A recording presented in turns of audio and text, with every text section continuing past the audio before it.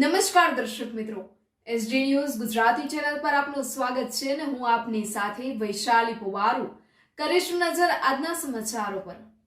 સાબરકાંઠા તલોદથી તલોદ ખાતે રાજસ્થાનનો મુખ્ય તહેવાર એટલે ગણગોર, જેની શરૂઆત હોળી પ્રગટાવીએ છીએ એના બીજા દિવસે રાખમાંથી મુઠિયા બનાવીએ એની પૂજા કરવામાં આવે છે। ત્યારથી 18 દિવસ સુધી મહેશ્વરી ભવનમાં સાંસ્કૃતિક કાર્યક્રમ, લગ્નના ગીતો તેમજ સમાજની અન્ય સ્ત્રીઓના સમૂહ સાથે અલ્પાહારનું પણ આયોજન કરવામાં આવે છે।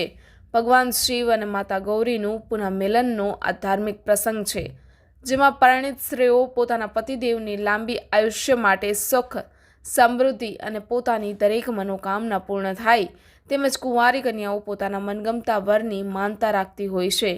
ગણગોરનો તહેવાર મુખ્યત્વે રાજસ્થાન અને મધ્યપ્રદેશનો મુખ્ય તહેવાર હોવાથી રાજસ્થાનની સંસ્કૃતિ, આસ્થા તેમજ પારિવારિક સૌહાર્દનું પ્રતીક એટલે ગણગોર, જે દરમિયાન સ્ત્રીઓ ચોથ, આઠમ અને દશમના દિવસે બેડલા લઈને રંગબેરંગી પરિધાન આભૂષણ પહેરીને ગામના મંદિરોમાં ઢોલ નગારા સાથે જતી હોય છે અને ચૈત્ર માસની શુક્લ પક્ષના ત્રીજા દિવસે ભગવાન ઈશ્વરજીનો વરઘોડો ધામધૂમથી નીકળી માતા ગવરજીના યજમાનની ઘરે જઈને પંડિતજી દ્વારા શાસ્ત્રોક્ત લગ્નવિધિ સંપન્ન કરવામાં આવે છે।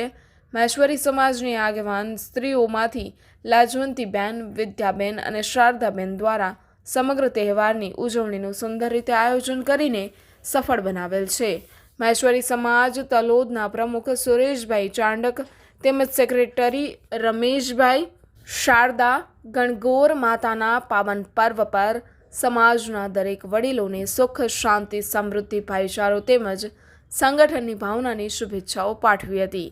Reporter Paresh Sharma, SD news Gujarati, Talod, Sabarkantha.